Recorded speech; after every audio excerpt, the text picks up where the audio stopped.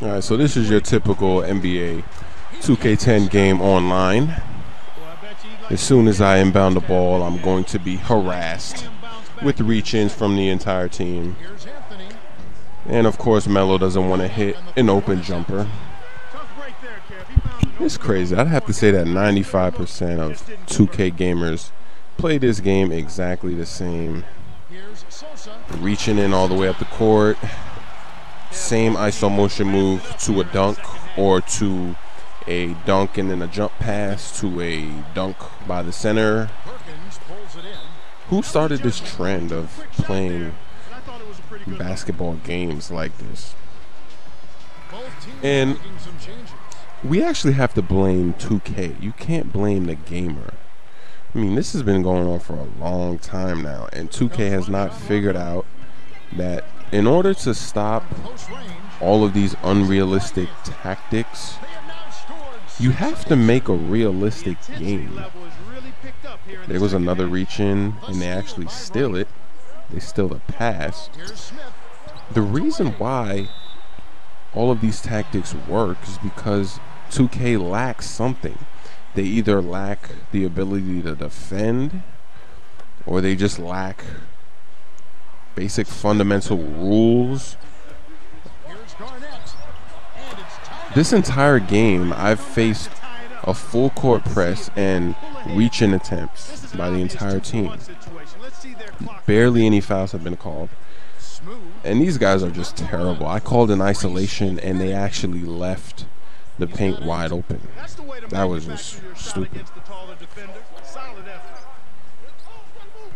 Now, the reach-in tactic could easily be removed from the game if there were fouls. If you reach at the wrong time, if you reach and hit the player and touch the offensive player, if you make a bad reach attempt, there should be a foul. Simple as that. If that happened, then people would not reach in all the way up the court all game long and so often. The reason they do that is because it gives them an advantage, because eventually they will get some steals, even if you have 99 ball security. And look at this. These guys are just horrible. 3 people are in the back court, so I have to use my teammates. Simple as that. 3 people are harassing me all game long in the backcourt, going for the steal, that I can basically just pass it up court, and that's free points.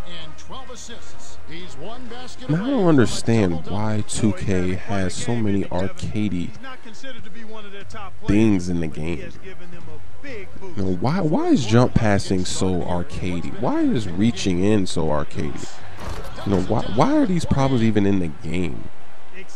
And it's not like making the game realistic is going to hurt your sales, because in 2K9, the fast break steal from behind and the spin move were extremely arcadey, and 2K10 actually removed those tactics from the game by simply changing the game. The spin move is not as effective as it was before. Sometimes a spin move will get canceled, and sometimes players will lose the ball. And then, of course, the turbo meter. And then the fast break steal from behind can actually result in a foul, or it just doesn't even trigger. In 2K9, I mean, it was so ridiculous. Every time you were on a fast break, you could not simply go up straight for a layup if there was a player behind you, because all that player had to do was press the steal button, and your wide open fast break attempt turned into a turnover. And it was absolutely ridiculous. Absolutely ridiculous. That's why in 2K9 I threw so many alley-oops, because that's the only way you can guarantee that you're going to get your points. I mean, it was so ridiculous that when you're on a fast break, a lot of smart players would just stop. They would wait a second so that you would reach in, and then after you reach in, they would do a layup. But it just looks stupid when you're playing the game. You're wide open on a fast break, and you can't even go up for a layup because of how arcadey something is in the game. You know, and that's in 2K10, we still have arcadey gameplay tactics because the game is arcadey still. You know, so reaching in is still arcadey. A lot of the times, and it's funny because a lot of these animations are showing contact. the animation basically says that the other team is hacking they're hacking you. Like right there, finally a reach and foul. The animations are showing that the other team is hacking you, and then fouls don't even get called. It's ridiculous. So I'm actually playing 1 versus 4 right now. It's me by myself, and that's because my teammate got a network error somewhere in the 3rd quarter. So, that's usually what happens in this game when you try to get a lot of people in one game. That's why I don't think that it's possible to play a full 5-on-5 online in NBA 2K10, because someone will get a network error. A lot of times we will try to play with 5 or 4 people in our crew. We get to the ready screen with 5 or 4 people, but then when we get into the game, in the party chat, it turns out that 1 or 2 people didn't make it into the game. They got a network error. That's why I really don't think that it's possible to play a 5-on-5. And it's funny because a lot of people say that the pickup games are working after the patch. The pickup games still don't work the way they're supposed to work, because you still can't play with all of the people that make it into the ready screen. You can have a game where there's 10 people in the ready screen. You get into the game and only 3 people made it. Or you might even not get into the game if there's 10 people. You might be the one that gets the network error. I doubt that there are 2K gamers out there that have played a full 5-on-5 in either crew mode, pickup game mode, and team up mode. And actually, wow, he actually got a steal finally. But they try to get fancy with it. So finally, they actually do get a steal. There goes another reach and foul. About time they're calling a few fouls, right? I mean, this entire game, this entire video, you've been seeing a reach-in fest, an arcade reach-in fest. And this game is hilarious. If you watch a bunch of these kind of gamers play each other, it is absolutely hilarious. It is a reach-in fest on both sides. Everybody's doing it all game long. It's ridiculous. 2K needs to put a stop to the reach-in drama. Put fouls in the game, and it's over. That reach-in stuff is over if you simply make it a foul when someone makes a bad reach-in attempt. Reaching in is supposed to be a risk, and look at that jump pass right there. It's supposed to be a risk trying to steal the ball. It's not supposed to be something that is going to look at this. Look at this. I have to call the timeout because they could steal the ball, and it's ridiculous. I don't understand it. 2K makes a game. They put so much detail. Like, if you just look into the crowd, you'll see people like getting up out of their seat and going up and down the stairs. The cheerleaders can dance, and the mascot is doing all kinds of tricks and flips. The referees are walking up and down.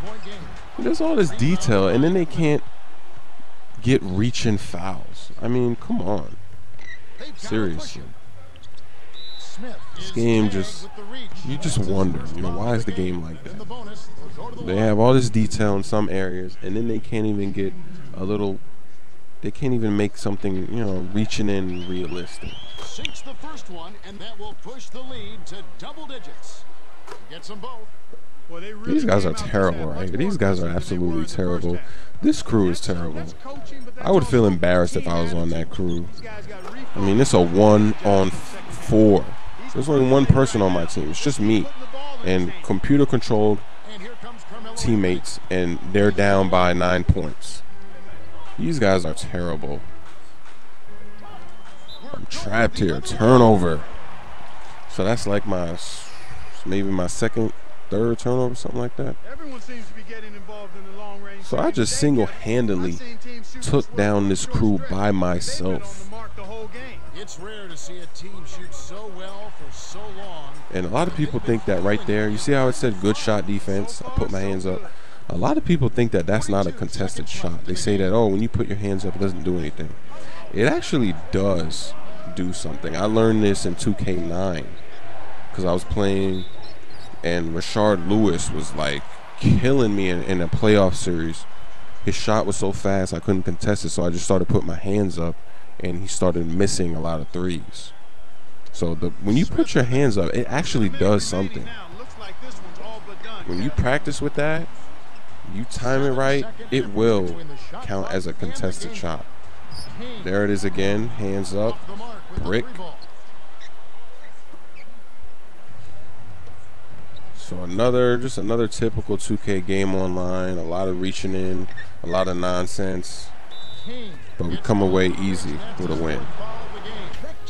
19 points, 15 assists. That's how you hold it down in the crew when your teammate gets a network error. Great performance.